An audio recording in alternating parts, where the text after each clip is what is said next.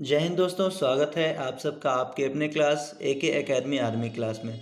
Friends, जैसा कि आप लोग को पता है कि हम 20 से 25 क्वेश्चन की सेट प्रैक्टिस के तौर पे डेली देखते हैं और डिटेल डिस्कशन के साथ देखते हैं। तो कल कुछ क्वेश्चन रह गए थे तो उनका क्वेश्चन का आंसर तो आज नहीं हो पाएगा, पर जो आज का क्लास है वो क्लास आपको मैं आज देने वाला हूं। और जो आप देख रहे हैं कि क्लास का जो पहला सवाल है आपसे पूछा गया है कि एनसीसी का आदर्श वाक्य क्या है। फ्रेंड्स, मैं आपको बता दूं कि अगर आप इस क्लास में नए हैं तो इस क्लास को ज़रूर सब्सक्राइब करेंगे और नई वीडियो की सूचना अपने मोबाइल पे सबसे पहले पाने के लिए घंटी के आइकन को ज़रूर दबा लेंगे।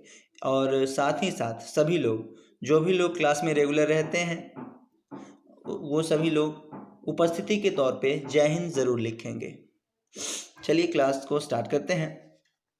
फ्रेंड्स, यहाँ पे आपसे पूछा गया है कि एनसीसी का आदर्श वाक्य क्या है, और एक सवाल मैं दूंगा वीडियो के लास्ट में जिसका आंसर आपको कमेंट बॉक्स में देना है सभी लोग को।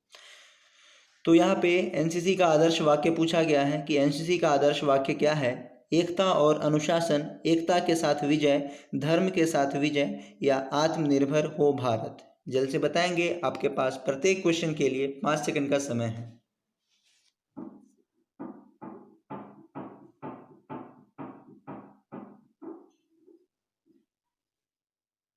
ओके फ्रेंड्स, मुझे आशा है कि आप लोगों ने आंसर कर लिया होगा।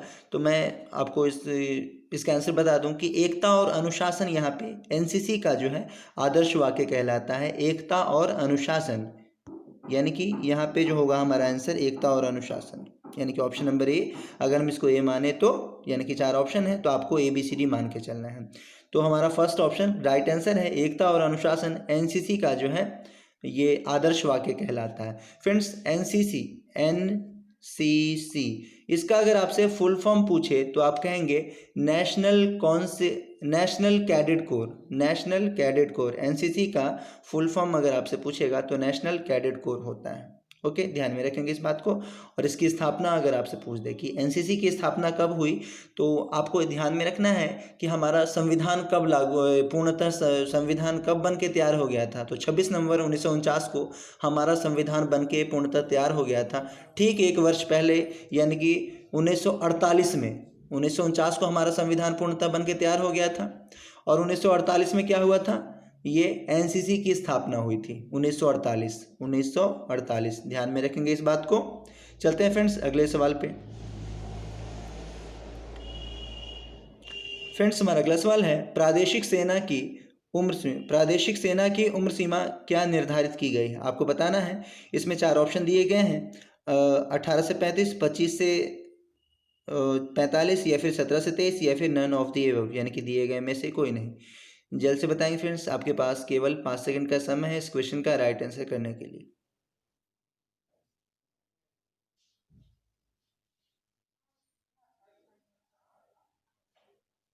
ओके फ्रेंड्स, देखते हैं इसका आंसर। फ्रेंड्स, यहाँ पे आपको ध्यान में रखना है कि प्रादेशिक सेना की उम्र सीमा जो निर्धारित की गई है वो है 18 से 35 वर्ष। ध्यान में रखेंगे, 18 से 35 वर्ष जो है ये प्रादेशिक सेना की उम्र सीमा निर्धारित की गई है। इस बात को ध्यान में रखना है। और फ्रेंड्स, यहाँ पे जो 17 से 23 वर्ष है ये वाला, यानी कि ऑप्शन नंबर सी, यहाँ पे कहा गया है कि ये जो उम्र सीमा है ये निर्धारित की गई है आर्मी के जो कैंडिडेट होते हैं उनके लिए, कि 17 से 23 वर्ष। लेकिन प्रादेशिक सेना, इस प्रादेशिक सेना की अगर हम बात करें तो प्रादेशिक सेना का मतलब होता है कि वैसी सेना जिसकी कोई वैकेंसी नहीं होती है। वो कुछ समय के लिए सेना के रूप में कार्यरत रहते हैं, उसके बाद वो क्या होता है, पार्ट टाइम जॉब कह सकते हैं इसको। प्रादेशिक सेना को हम एक तरह से पार्ट टाइम जॉब कह सकते हैं कि जैसे कि अगर किसी प्रकार की आपात की स्थिति अगर आ जाती है, आपातकालीन, जैसे कि कोई दूसरा देश हमारे देश पे हमला करना चाहता है, जैसे कि हाल ही में हो रहा था चीन के साथ, फिर पाकिस्तान के साथ हुआ, तो बहुत सारे देशों के साथ जो हो रहा होता है। तो अगर कोई देश हमारे देश पे हमला करना चाहता है और उस वक्त हमारी सेना कुछ कमज़ोर पड़ जाती है, या फिर अगर कहें कि कुछ कम पड़ जाती है, कमज़ोर तो नहीं है हमारी सेना, भारतीय सेना या फिर जितनी भी सेना है, भारत के थल सेना, जल सेना, वायु सेना, कमज़ोर तो नहीं है। लेकिन अगर जब अधिक सेनाओं की ज़रूरत पड़ती है तो उस समय जो भारत के नागरिक होते हैं जिनकी उम्र 18 से 35 वर्ष तक होती है, वो सारे नागरिकों को कुछ समय के लिए ट्रेनिंग, पार्ट टाइम ट्रेनिंग दे करके उन्हें इस सेना के रूप में तैयार किया जाता है ताकि इमरजेंसी में वो सब भारत में युद्ध करने में साथ दें भारत का। तो इसको ध्यान में रखना है कि इसकी उम्र सीमा जो निर्धारित की गई है वो ऑप्शन नंबर ए 18 से 35 वर्ष, ध्यान में रखेंगे। फ्रेंड्स हमारा अगला सवाल है बीएसएफ का मुख्यालय कहाँ पर स्थित है? कहाँ पर स्थित है, 2 बार हो गया है तो ये एक ही बार होगा, यानी बीएसएफ का मुख्यालय कहाँ पर स्थित है आपको बताना है। मुंबई, कोलकाता, दिल्ली या फिर पटना? जल्द से बताएंगे फ्रेंड्स, आपके पास केवल 5 सेकंड का समय है। फ्रेंड्स बीएसएफ का फुल फॉर्म अगर आपसे पूछे तो आप कहेंगे बीएसएफ का फुल फॉर्म होता है बॉर्डर सिक्योरिटी फोर्स। चलिए फ्रेंड्स, यहाँ पे मुख्यालय पूछा गया था यानी कि हेड क्वार्टर आपसे पूछा गया था, जो कि यहाँ पे जो आंसर है वो दिल्ली है, यानी कि ये ऑप्शन नंबर सी, ध्यान में रखेंगे। ऑप्शन नंबर सी हमारा राइट आंसर है। बीएसएफ का मुख्यालय कहाँ है? तो दिल्ली में है। और इसकी स्थापना की अगर बात करें तो 1965 में बीएसएफ की स्थापना कब हुई थी? तो 1965 में बीएसएफ की स्थापना हुई थी। 1 मिनट में मार्कर चेंज कर लेता हूँ। बीएसएफ की स्थापना 1965 में हुई थी, ध्यान में रखेंगे इस बात को। चलते हैं फ्रेंड्स अगले सवाल पे। थल सेना का मुख्यालय कहाँ पर स्थित है? आपको बताना है कि थल सेना का मुख्यालय कहाँ पर स्थित है। थल सेना कहने का मतलब आर्मी। तो कोलकाता, मुंबई, नई दिल्ली या फिर पटना? जल्द से बताएंगे फ्रेंड्स, आपके पास 5 सेकंड का समय है।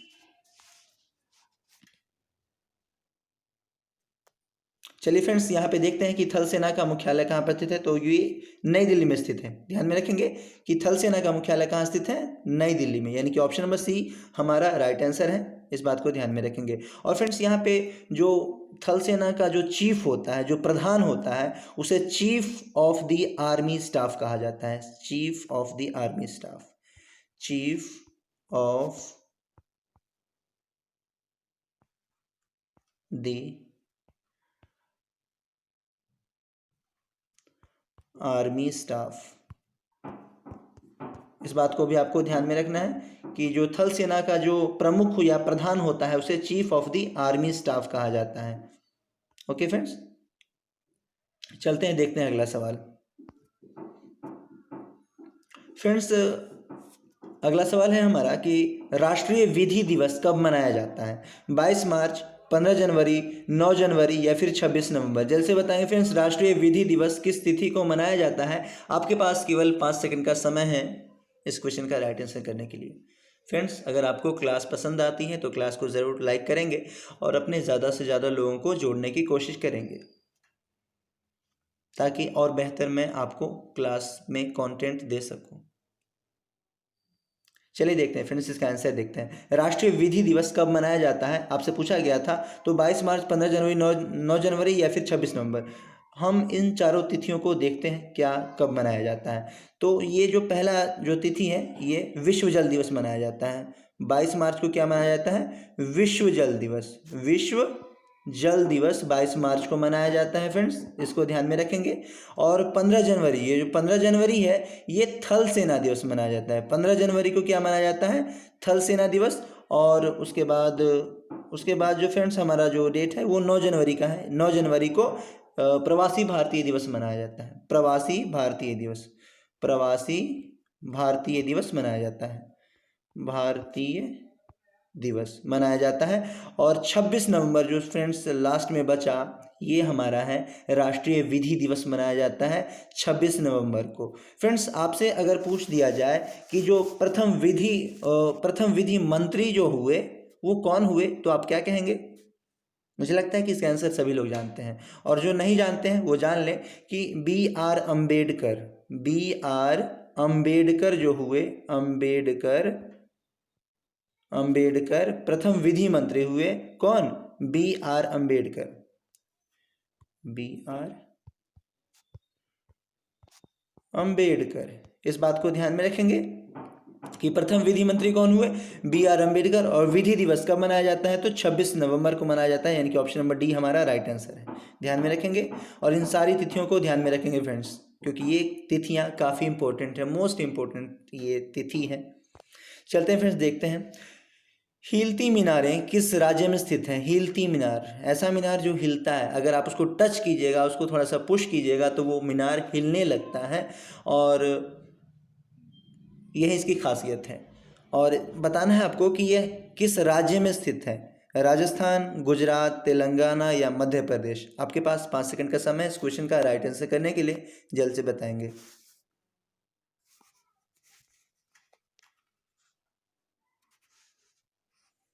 ओके फ्रेंड्स, देखते हैं इसका आंसर। फ्रेंड्स, यहाँ पे जो हमारा आंसर होगा वो होगा गुजरात। ध्यान में रखेंगे, गुजरात जो है, यानी कि ऑप्शन नंबर बी हमारा राइट आंसर है। पूछा गया था हिलती मीनार किस राज्य में स्थित है, तो गुजरात राज्य के अहमदाबाद में स्थित है। फ्रेंड्स, आपको ध्यान में होगा कि अहमदाबाद में ये साबरमती आश्रम था गांधी जी का। आपको याद आ रहा होगा कि गांधी जी साबरमती आश्रम से ही बहुत सारी जो क्रांतिकारी जो आंदोलन थे वहाँ से साबरमती आश्रम से ही किए थे। तो यहाँ पे आपको इस चीज़ को ध्यान में रखने के लिए आपको गांधी जी साबरमती आश्रम से ध्यान में रखना है हिलती मीनार। अगर ध्यान में रहे तो ठीक है, वरना आप डायरेक्ट याद कर सकते हैं कि हिलती मीनार किस राज्य में स्थित है, तो गुजरात के अहमदाबाद में स्थित है।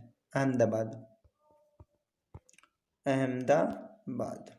ओके फ्रेंड्स, ध्यान में रखेंगे, गुजरात के अहमदाबाद में स्थित है। और फ्रेंड्स, इसकी निर्माण की तिथि अगर आपसे पूछे तो ये तो एग्जैक्ट तो अभी तक कोई पुस्तक में लिखा हुआ नहीं है। मैंने 2-3 पुस्तक देखी हैं, पर उसमें कुछ पुस्तक में ऐसा है कि 1461 से अप्रोक्स 64, यानी कि 1461 से 64 के अंतराल में ही इन्हीं बीच की तिथि में ये हिलती मीनार बनवाई गई थी। अब किसके द्वारा बनवाई गई थी ये मुख्यतः ज्ञात अभी तक नहीं है।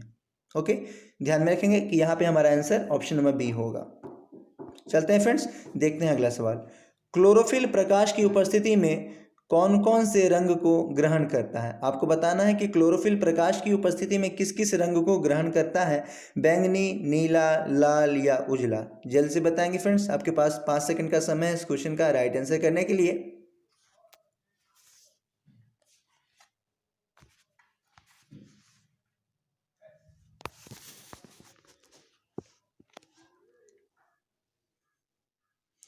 तो मुझे आशा है फ्रेंड्स आप लोगों ने आंसर कर लिया होगा। देखते हैं इसका आंसर। फ्रेंड्स, इसका जो आंसर होगा वो होगा क्लोरोफिल प्रकाश की उपस्थिति में कौन कौन से रंग को ग्रहण करता है। फ्रेंड्स, यहाँ पे होना चाहिए था ग्रहण नहीं करता है। ग्रहण करता है की जगह ग्रहण नहीं करता है आप जोड़ लें, नहीं करता है, करता है तो ज़्यादा बेहतर होगा। क्योंकि यहाँ पे जो फ्रेंड्स, यहाँ पे हमारा आंसर होगा क्लोरोफिल प्रकाश की उपस्थिति में कौन कौन से रंग को ग्रहण करता है, तो नहीं करता है। अगर ऐसा पूछा जाता है, क्वेश्चन ऐसा होना चाहिए था, तो ये उजले रंग को ग्रहण नहीं करता, यानी कि ऑप्शन नंबर डी हमारा यहाँ पे राइट आंसर होगा। यहाँ पे सवाल था कि क्लोरोफिल प्रकाश की उपस्थिति में कौन कौन से रंग को ग्रहण नहीं करता है, तो कौन से रंग को ग्रहण नहीं करता है, ये टू को भी हम हटा ही देते हैं। कौन से रंग को ग्रहण नहीं करता, तो यहाँ पे जो हमारा आंसर होगा वो होगा उजला रंग। उजला रंग को ग्रहण नहीं करता, इस बात को आपको ध्यान में रखना है। और प्रकाश संश्लेषण तो आपको पता ही है कि क्या होता है। पौधे के भोजन बनाने की जो क्रिया होती है, इसी को प्रकाश संश्लेषण कहा जाता है। ध्यान में रखेंगे इस बात को।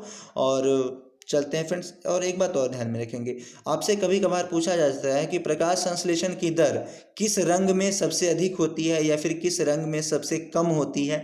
ऐसा भी सवाल आता है आपसे, ये बहुत जो आपसे डीप पूछ सकता है। अगर ज़्यादा अंदर तक अगर पूछेगा तो ऐसा पूछ सकता है। तो आपको ध्यान में रखना है कि प्रकाश संश्लेषण की दर सबसे अधिक जो होती है वो रेड कलर में होती है, लाल रंग में होती है, और सबसे कम जो होती है, सबसे कम होती है, सबसे कम बैंगनी में होती है। बैंगनी में ही होती है। चलिए, बैंगनी में ही सबसे कम होती है। यहाँ पे ध्यान में रखेंगे कि बैंगनी रंग में सबसे कम और लाल रंग में सबसे अधिक होती है प्रकाश संश्लेषण की दर। ओके, ध्यान में रखेंगे। चलते हैं फ्रेंड्स, अगले सवाल को देखते हैं।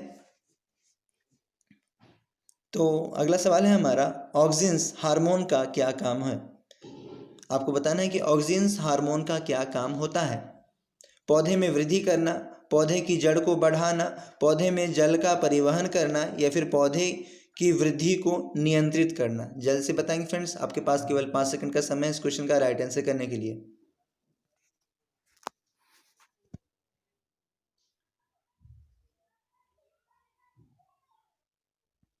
तो फ्रेंड्स यहाँ पे जो आप लोगों ने जिन भी लोगों ने आंसर कर लिया है अच्छी बात है, जिन लोगों ने नहीं किया है आंसर सुन लेंगे कि यहाँ पे पौधे की वृद्धि को नियंत्रित करना, बैलेंस करना, ग्रोथ बैलेंस करने का काम कौन करता है? ऑक्सिन्स हार्मोन करता है। पौधे में भी बहुत सारे हार्मोन्स होते हैं जो कि उनकी वृद्धि को बढ़ाने का या फिर रोकने का काम करती हैं। तो यहाँ पे जो होगा ऑक्सिन्स हार्मोन का काम जो होता है वो पौधे की वृद्धि को बैलेंस करना होता है, नियंत्रित करना होता है। पौधे की वृद्धि को नियंत्रित करना, यानी कि option number D is the right answer. Friends चलते हैं अगले सवाल पे।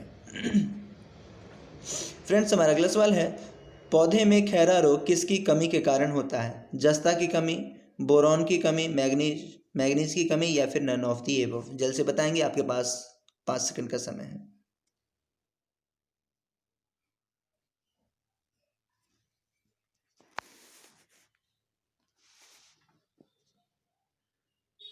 चलिए फ्रेंड्स, इसका आंसर मैं आपको बता देता हूँ। जिन भी लोगों ने आंसर कर लिया अच्छी बात है, नहीं किया है तो सुन लेंगे आंसर। यहाँ पे जस्ता की कमी के कारण धान में खैरा रोग होता है, ध्यान में रखेंगे। जस्ते की कमी के कारण धान में खैरा नामक रोग होता है, इस बात को आपको ध्यान में रखना है। और चलते हैं फ्रेंड्स अगले सवाल पे। और फ्रेंड्स यहाँ पे जो दिया गया है, मैग्नीज भी कहीं है क्या? मैग्नीज, हाँ मैग्नीज जो दिया गया है, मैग्नीज ध्यान में रखें कि मटर में जो मार्श रोग होता है, मटर का मार्श रोग, पहले यहाँ पे हमारा आंसर, इस क्वेश्चन का आंसर ये होगा, यानी कि ऑप्शन नंबर ए। लेकिन मटर का अगर मार्श रोग आपसे पूछे कि मटर का मार्श रोग, मटर का मार्श रोग, मार्श रोग, तो ये किससे होता है? तो मैग्नीज की कमी के कारण होता है मटर का मार्श रोग, ध्यान में रखेंगे। और इस क्वेश्चन का हमारा आंसर होगा जस्ता की कमी के कारण धान में खैरा रोग होता है। चलते हैं फ्रेंड्स अगले सवाल पे, और हमारा अगला सवाल है, पौधे को आंतरिक मजबूती या दृढ़ता, मजबूती को ही कहीं कहीं आपको दे सकता है कि पौधे को आंतरिक दृढ़ता कौन प्रदान करता है, या यहाँ पे मैंने लिख रखा है मजबूती, तो आपको आंसर करना है। स्थायी उत्तक, जाइलम उत्तक, सरल उत्तक या फिर फ्लोएम उत्तक। जल्द से बताएंगे फ्रेंड्स, इसका आंसर क्या होगा? आपके पास 5 सेकंड का समय है इसका आंसर करने के लिए।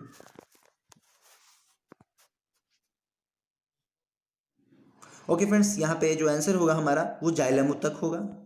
जैसा कि आपको लोग को पता है कि जाइलम का जो मुख्यतः काम होता है वो जल एवं खनिज लवण का परिवहन करना होता है एक दिशा की ओर, जड़ से तना एवं पत्ती की ओर। ये तो आप लोग जानते ही हैं, क्योंकि ये बहुत बार मैंने रिवीजन करवा रखा है। आप प्ले लिस्ट में जाइए, इसको अच्छी तरह से समझ लीजिए, बहुत बार मैंने रिवीजन करवा रखा है। लेकिन यहाँ पे पूछा गया कि पौधे को आंतरिक दृढ़ता कौन प्रदान करता है, तो यहाँ पे भी होगा ये जाइलम ही होगा। ओके, ध्यान में रखना है कि जाइलम जो ऊतक है, जाइलम ऊतक है फ्रेंड्स, ऊतक है। ये जो जाइलम है, ये जाइलम, ये यहाँ पे ऊतक है, और यहाँ पे बी होगा आंसर। जाइलम ऊतक का काम पौधे में जल एवं खनिज लवण को जड़ से तना एवं पत्तियों तक पहुंचाने का काम होता है जाइलम का। लेकिन पौधे को मजबूती या दृढ़ता प्रदान करने का काम भी जाइलम ऊतक ही करता है। फ्रेंड्स, दो प्रकार के और ये क्या होता है? संवहनी ऊतक कहलाते हैं। पौधे में 2 प्रकार के संवहनी ऊतक होते हैं, मैंने आपको बताया है, जाइलम और फ्लोएम, जाइलम और फ्लोएम। चलते हैं फ्रेंड्स अगले सवाल पे।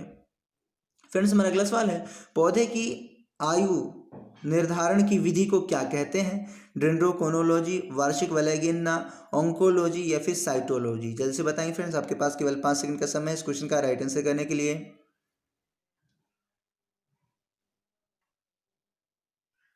एक बात और मैं कहना चाहूँगा फ्रेंड्स कि लहरें गिनने से नाव पार नहीं होती, लहरें गिनने से नाव पार नहीं होती, मेहनत करने वाले की कभी हार नहीं होती। तो फ्रेंड्स, अगर आप इस क्लास में रेगुलर रहते हैं, ट्रस्ट करके, विश्वास करके, बिलीव करके, तो आपको सक्सेस ज़रूर मिलेगी, बशर्ते आप थोड़ा सा हेल्प आपको करना होगा। यहाँ पे क्लास में जितने भी लोग हैं वो सभी लोग ज़्यादा से ज़्यादा लोगों के बीच इस वीडियो को शेयर कीजिए। आप फेसबुक पे शेयर कीजिए, आप अपने इंस्टाग्राम पे शेयर कीजिए, आप अपने यूट्यूब पे शेयर कीजिए, जहाँ भी शेयर करना है आप कीजिए इसको, ताकि ज़्यादा से ज़्यादा लोग जान सकें इस क्लास के बारे में, ज़्यादा से ज़्यादा लोग जुड़ सकें, ताकि मैं देखूं कि हाँ इतने स्टूडेंट्स हैं जिनको मेरी ज़रूरत है। तभी मैं आपको और बेहतर क्लास में कंटेंट दे पाऊंगा और बेहतर बता पाऊंगा। तो फ्रेंड्स चलिए देखते हैं, वो तो अब आपके ऊपर डिपेंड करता है कि आप क्या कहते हैं। देखते हैं इसका आंसर। पौधे की आयु निर्धारण की विधि को क्या कहते हैं? तो फ्रेंड्स यहाँ पे जो ऑप्शन का हमारा आंसर होगा वो होगा डेंड्रोकोनोलॉजी, यानी कि ऑप्शन नंबर ए डेंड्रोकोनोलॉजी। पौधे की आयु का निर्धारण जो किया जाता है जिस विधि के द्वारा, उस विधि को कहते हैं डेंड्रोकोनोलॉजी। लेकिन पौधे की आयु जो ज्ञात की जाती है वो वार्षिक वलय को गिन करके, वार्षिक वलय को गिन करके, वलय। फ्रेंड्स ये वार्षिक वलय क्या होता है, कुछ लोग शायद नहीं समझे होंगे, तो मैं उनको बता दूं कि कोई भी जो पौधा होता है उस पौधे के अंदर जो परत आपको दिखाई दे रही होती है, कभी उजला कभी काला कुछ भाग जो होता है, जब आप पौधे को काटते हैं, पेड़ को, जब पेड़ की डाल को, तो जो ज़्यादा मतलब ये नहीं कि आप छोटे से पौधे को ले लिए, कोई जो मतलब बहुत पुराना पौधा है, अगर आप उस पौधे को काटते हैं तो उस पौधे के आप देखेंगे अंदर जो जिस भाग को आपने काटा है उस भाग को उलट के देखिए कि उसमें कुछ काली कुछ नीली कुछ सफ़ेद भाग का वो आपको परत दिखाई देगा, वही वार्षिक वलय होता है। इन्हीं को गिन करके पौधे की आयु का निर्धारण किया जाता है, और वो जो निर्धारण होता है उस विधि को क्या कहते हैं वही यहाँ पे पूछा गया था। तो इसका आंसर होगा डेंड्रोकोनोलॉजी, यानी कि option number A. Okay friends, चलते हैं फ्रेंड्स अगले सवाल पे। हमारा अगला सवाल है, कार्बन मोनोऑक्साइड हमारे शरीर के किस भाग को प्रभावित करता है? लीवर और किडनी को, छोटी आंत को, हृदय को, या फिर इनमें से कोई नहीं? जल्द से बताएंगे फ्रेंड्स, आपके पास 5 सेकंड का समय है।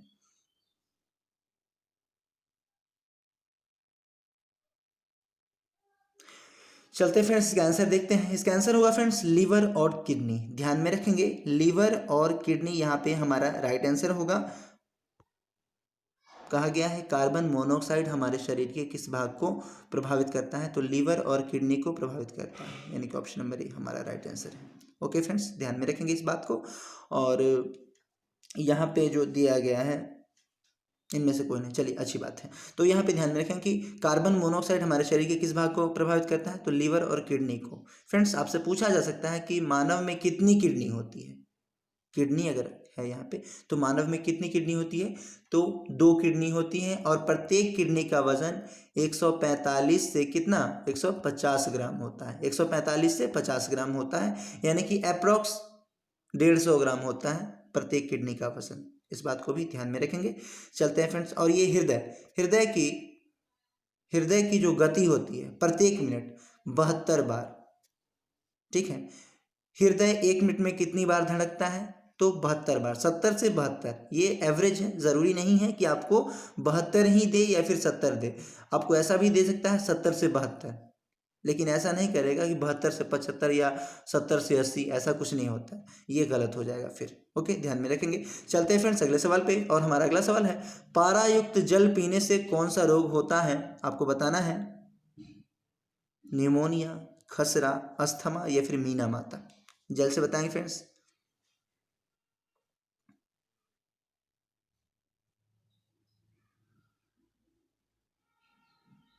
ओके फ्रेंड्स, देखते हैं इसका आंसर। मुझे लगता है कि आप लोगों ने आंसर कर लिया होगा, और जिन भी लोगों ने आंसर नहीं किया है वो आंसर सुन लेंगे कि इसका राइट आंसर क्या होगा। और फ्रेंड्स क्लास अगर आपको पसंद आती है तो ज़रूर सेशन को लाइक करेंगे और ज़्यादा से ज़्यादा लोगों को जोड़ने की कोशिश करेंगे। चलते हैं फ्रेंड्स, देखते हैं इसका आंसर। यहाँ पे पूछा गया कि पारा एक तो जल पीने से कौन सा रोग होता है? तो ये पारा से मीना माता रोग होता है, यानी कि ऑप्शन नंबर डी हमारा राइट आंसर है। चलते हैं फ्रेंड्स अगले सवाल पे। और फ्रेंड्स एक बात और, ये जो अस्थमा है ना friends, option number C asthma. Asthma होता है अगर कहीं का वायु ज़्यादा प्रदूषित है, यानी कि वातावरण प्रदूषण से कौन सा रोग होता है या फिर वायु प्रदूषण से कौन सा रोग होता है, अगर आपसे पूछ दे तो आप कहेंगे वहाँ पे अस्थमा रोग होता है। ओके, चलते हैं फ्रेंड्स अगले सवाल पे। अगला सवाल है, कृत्रिम सॉस के लिए किसका मिश्रण उपयोग में लाया जाता है? ऑक्सीजन और हीलियम, पोटेशियम और सोडियम, नाइट्रोजन और ऑक्सीजन, या फिर नन ऑफ द अबव, यानी कि दिए गए में से कोई नहीं? जल्द से बताएंगे फ्रेंड्स, आपके पास केवल 5 सेकंड का समय है।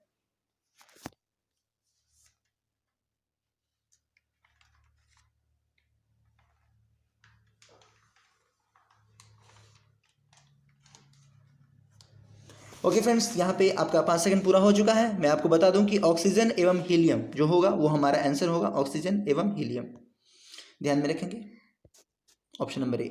ऑक्सीजन एवं हीलियम जो है कृत्रिम सॉस के निर्माण, सॉस किसे कहते हैं, ये जो सॉस है सॉस किसे कहते हैं। आप लोग देखते हो कि आप जब ये चिली सॉस देखें हैं कि नहीं, टोमेटो सॉस देखें हैं कि नहीं, आप जब चाउमीन खाते हैं तो उस वक्त उस पर कुछ सॉस डाला जाता है, तो वही सॉस की बात कर रहा है यहाँ पे कि ऑक्सीजन और हीलियम का उपयोग किया जाता है सॉस में।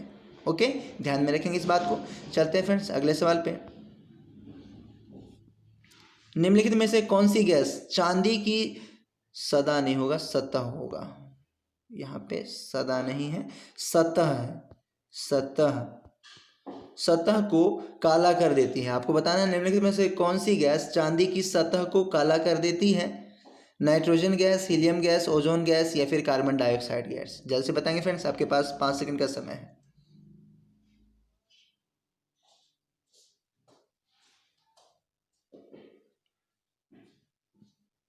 चलिए फ्रेंड्स देखते हैं इसका आंसर। जिन लोगों ने आंसर कर लिया अच्छी बात है, नहीं किया है वो आंसर देख लेंगे। फ्रेंड्स यहाँ पे निम्नलिखित में से कौन सी गैस चांदी की परत, चांदी की सतह को काला कर देती है या परत को काला कर देती है, तो ये ओजोन गैस होगा, यानी कि ऑप्शन नंबर सी हमारा राइट आंसर है। और ओजोन गैस का सूत्र क्या होता है, अगर आपसे पूछे कि ओजोन गैस का सूत्र क्या होता है तो O3 होता है। Okay friends, O3 ozone gas का सूत्र होता है, ध्यान में रखेंगे। और यही चांदी की सतह को, सरफेस को क्या कर देता है, काला कर देता है।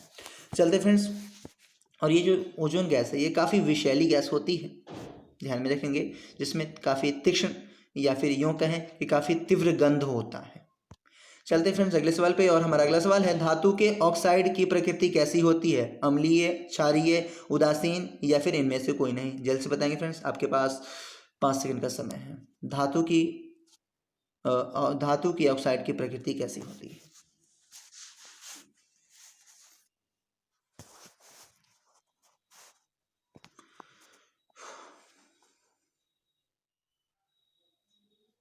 चलिए फ्रेंड्स देखते हैं इसका आंसर। मुझे लगता है कि ये क्वेश्चन मैं आप लोग के लिए छोड़ दूं तो ज़्यादा बेहतर होगा। देखते हैं इसका आंसर, छोड़िए मैं ये सवाल आपको देता हूँ। आपको बताना है, सभी लोग को बताना है कि धातुओं के ऑक्साइड की प्रकृति यानी कि नेचर कैसा होता है। ये आप सभी लोग को कमेंट करके बताना है। 16 नंबर सवाल है जो कि आज के लिए रखा गया है। इसका आंसर आप लोग को कमेंट करके बताना है सभी लोग को। सभी लोग अपने अपने आंसर देंगे, ऐसा नहीं है कि कोई एक आंसर दे दिए तो मैं नहीं दूंगा, ऐसा नहीं है। और आप आंसर कहीं से भी दे सकते हैं, किसी भी बुक में से, किसी भी इंटरनेट से, कहीं से भी आपको दे सकते हैं, लेकिन आपको आंसर कमेंट बॉक्स में ज़रूर लिखना है फ्रेंड्स। चलिए देखते हैं फ्रेंड्स, यहाँ पे है अगला सवाल, लोहे में जंग लगने से बना पदार्थ क्या कहलाता है। Hydrogen dioxide, helium dioxide, ferrosoferric oxide या फिर नाइट्रोजन डाइऑक्साइड। जल्द से बताएंगे फ्रेंड्स, आपके पास 5 सेकंड का समय है। मैं ऑप्शन फिर से पढ़ देता हूँ क्योंकि यहाँ पे इंग्लिश में लिखा हुआ है। Hydrogen dioxide, helium dioxide, ferrosoferric oxide या फिर नाइट्रोजन डाइऑक्साइड। जल्द से बताएंगे। और फ्रेंड्स यहाँ पे इंग्लिश में है, ये इंग्लिश आपको देख के घबराना नहीं है, मैंने हिंदी में बोल दिया है और थोड़ा सा इंग्लिश पढ़ने की ज़रूरत है हम सभी को। चलिए फ्रेंड्स देखते हैं, क्योंकि ज़्यादातर चीज़ें जो अभी देख रहे हैं इंग्लिश में तो होता ही होता है, अदर लैंग्वेज में हो या ना हो उपलब्ध, इंग्लिश में तो होता ही है, इसलिए आपको थोड़ा सा इंग्लिश का नॉलेज होना चाहिए। तो देखते हैं, लोहे में जंग लगने से बना पदार्थ क्या कहलाता है, तो वो फेरिसोफेरिक कहलाता है, फेरिसोफेरिक। ध्यान में रखेंगे, लोहे में जंग लगने से बना पदार्थ क्या कहलाता है, फेरिसोफेरिक कहलाता है, इस बात को ध्यान में रखेंगे। चलते हैं फ्रेंड्स अगले सवाल पे। और लोहे में जो जंग लगने से बचाने के लिए उस पर जस्ते की परत चढ़ाई जाती है, इस बात को तो आप जानते ही हैं पहले से। फ्रेंड्स अगला सवाल आपसे पूछा गया है कि लोहे में जंग लगने से बचाने के लिए जस्ते की परत चढ़ाई जाती है, इस विधि को क्या कहते हैं। लोहे में जंग लगने से बचाने के लिए उस पर जस्ते की परत जो चढ़ाई जाती है, इस विधि का क्या नाम है। लेपन विधि, यशद लेपन, पेंट विधि या फिर इनमें से कोई नहीं। जल्द से बताएंगे फ्रेंड्स, आपके पास केवल 5 सेकंड का समय इस क्वेश्चन का राइट आंसर करने के लिए।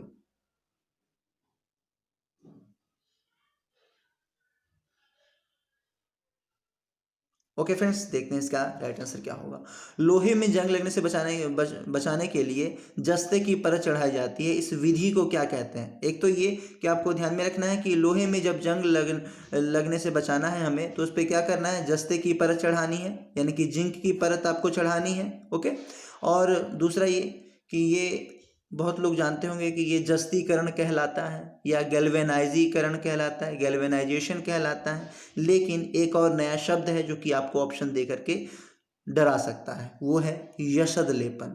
तो आपको डरना नहीं है, ऑप्शन नंबर बी हमारा यहाँ पे राइट आंसर होगा, यशद लेपन। ध्यान में रखना है फ्रेंड्स आपको, तो इस विधि का नाम है यशद लेपन, ध्यान में रखेंगे। ऑप्शन नंबर बी हमारा राइट आंसर है। चलते हैं फ्रेंड्स अगले सवाल पे, और हमारा अगला सवाल है, शरीर में तांबा की मात्रा बढ़ने से कौन सा रोग होता है? हृदय रोग, त्वचा रोग, विल्सन रोग या फिर क्षय रोग? जल्द से बताएंगे फ्रेंड्स, आपके पास केवल 5 सेकंड का समय है इस क्वेश्चन का राइट आंसर करने के लिए। और सभी लोग, जो भी लोग इस क्लास को देखेंगे, चाहे जब भी देखें, क्लास में उपस्थिति के तौर पे जय हिंद जरूर लिखेंगे फ्रेंड्स, ये मेरी रिक्वेस्ट है आप सभी से। चलिए देखते हैं इसका आंसर फ्रेंड्स। यहाँ पे जो हमारा आंसर होगा, शरीर में तांबा की मात्रा बढ़ने से कौन सा रोग होता है, या फिर हाँ कौन सा रोग होता है, तो ये विल्सन रोग होता है, यानी कि ऑप्शन नंबर सी जो दिया गया है फ्रेंड्स, ये विल्सन रोग हमारा राइट आंसर है। और ये जो क्षय रोग है, क्षय रोग को ही टीबी कहते हैं फ्रेंड्स, टीबी, यानी कि टीबी का फ्रेंड्स कभी कभी होता है क्या कि आपसे फुल फॉर्म पूछ दिया जाता है, तो टीबी का फुल फॉर्म क्या होता है, तो ट्यूबरकुलोसिस होता है। ओके, ट्यूबरकुलोसिस टीबी का फुल फॉर्म होता है, और इसी को क्षय रोग कहते हैं, इसी को तपेदिक कहते हैं, इसी को यक्षमा कहते हैं। ये सारे क्या है, टीबी के नाम है। टीबी रोग जो होता है मनुष्य में, जो होता है टीबी रोग, उसका बहुत सारा 3-4 नाम है, क्षय रोग, तपेदिक, यक्षमा और ट्यूबरकुलोसिस। ध्यान में रखेंगे इस बात को फ्रेंड्स। यहाँ पे फिलहाल इस क्वेश्चन का जो आंसर होगा विल्सन रोग होगा, यानी कि ऑप्शन नंबर सी हमारा राइट आंसर है, ध्यान में रखेंगे। चलते हैं फ्रेंड्स अगले सवाल पे। और ये त्वचा रोग जो है, ये त्वचा रोग, ये हानिकारक जो किरणें हैं, जो सूर्य के प्रकाश से पृथ्वी पे आती हैं, हानिकारक किरणें, जिसे कि ओजोन परत रोक रहा है, उनसे अगर सूर्य की हानिकारक किरणें पृथ्वी पे आ जाए तो हमें कौन सा रोग होगा, तो वो त्वचा कैंसर होगा, स्किन कैंसर जिसे कहते हैं। ध्यान में रखेंगे इन सारी बातों को। चलते हैं फ्रेंड्स अगले सवाल पे। टंगस्टन का गलनांक कितना होता है? 3500 degree Celsius, 2500 degree Celsius, 1000 degree Celsius या फिर 1500 डिग्री सेल्सियस? जल्दी से बताएंगे फ्रेंड्स, आपके पास केवल 5 सेकंड का समय है इस क्वेश्चन का राइट आंसर करने के लिए।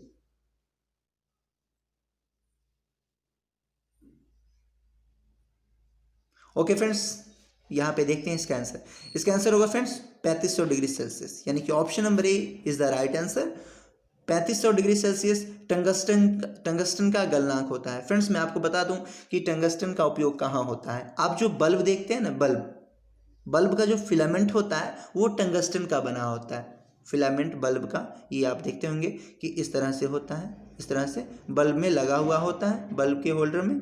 और ये किस चीज़ का बना होता है, ये जो होता है ये टंगस्टन का बना होता है। इसको ध्यान में रखना है कि बल्ब का फिलामेंट किस चीज़ का बना होता है, टंगस्टन का बना होता है। और इसका गलनांक कितना होता है, तो 3500 डिग्री सेल्सियस। ध्यान में रखेंगे इस बात को। और चलते हैं, देखते हैं अगला सवाल। और फ्रेंड्स कभी कभार चलिए इसका आंसर हम थोड़ा सा और देख लें कि टंगस्टन का गलनांक, आपसे पूछा जा सकता है कि टंगस्टन का गलनांक निम्न होता है एवं प्रतिरोध उच्च होता है। ठीक है, आपसे पूछा जा सकता है कभी कभार कि टंगस्टन का गलनांक उच्च होता है, निम्न होता है, या फिर इनमें से कोई नहीं। तो आप कहेंगे कि टंगस्टन का जो गलनांक होता है, आप देख रहे हैं कि गलनांक कितना है, 3500 डिग्री सेल्सियस है टंगस्टन का गलनांक। यहाँ पे आंसर इसका है, तो गलनांक 3500 होता है, यानी कि गलनांक उच्च होता है और प्रतिरोध निम्न होता है। ध्यान में रखेंगे इस बात को। फ्रेंड्स हमसे अगला पूछा गया सवाल कि भारत में टंगस्टन का उत्पादन कहाँ होता है? जयपुर, राजस्थान, मध्य प्रदेश या फिर दिल्ली? जैसे बताएंगे, आपके पास 5 सेकंड का समय है।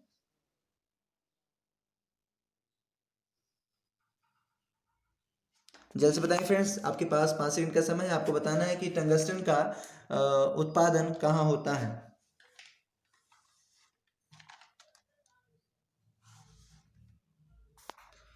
चलिए फ्रेंड्स देखते हैं इसका आंसर। इसका आंसर होगा फ्रेंड्स राजस्थान। ध्यान में रखेंगे, टंगस्टन का उत्पादन कहाँ होता है? राजस्थान में होता है, इस बात को ध्यान में रखना है। और फ्रेंड्स एक बात और कि टंगस्टन का संकेत क्या होता है, आपसे पूछा जा सकता है। जब क्वेश्चन ही पूछना है, आर्मी का कुछ लेवल हार्ड नहीं है, लेकिन आपको थोड़ा सा मेहनत करना होगा। अगर आप आर्मी की वैकेंसी में पहली बार एग्जाम दे रहे हैं तो आपको तो मेहनत करना ही होगा। तो यहाँ पे ध्यान में रखना है आपको, टंगस्टन का जो ये संकेत होता है वो W होता है। ध्यान में रखेंगे, टंगस्टन का संकेत W होता है। फिलहाल यहाँ पे हमारा आंसर बी है। ओके, तो फ्रेंड्स मिलते हैं। आशा करते हैं कि आपको ये क्लास पसंद आई होगी। पसंद आई है तो क्लास को लाइक ज़रूर करेंगे। और मिलते हैं फ्रेंड्स अगले सवाल पे, अगले क्लास में। तब तक के लिए बेस्ट ऑफ लक। जय हिंद।